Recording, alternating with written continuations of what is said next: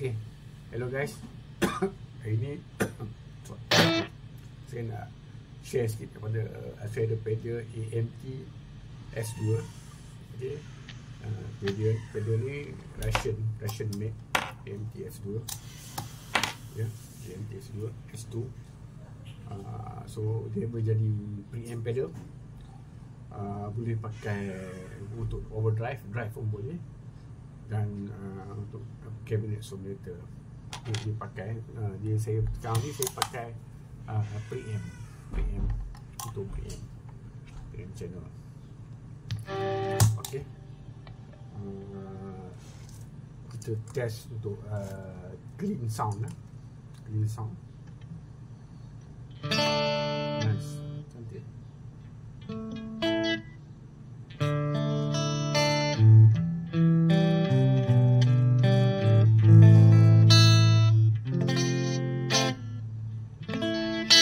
That's nice.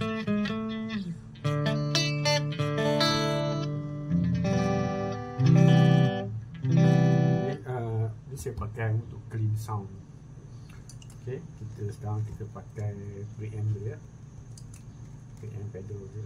Kita pakai untuk gain.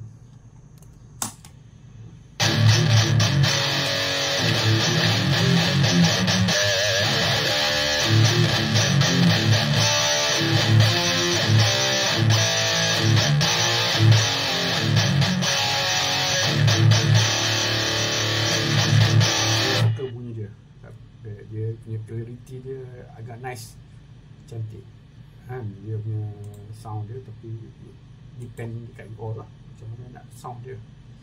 Nanti tu saya punya setting.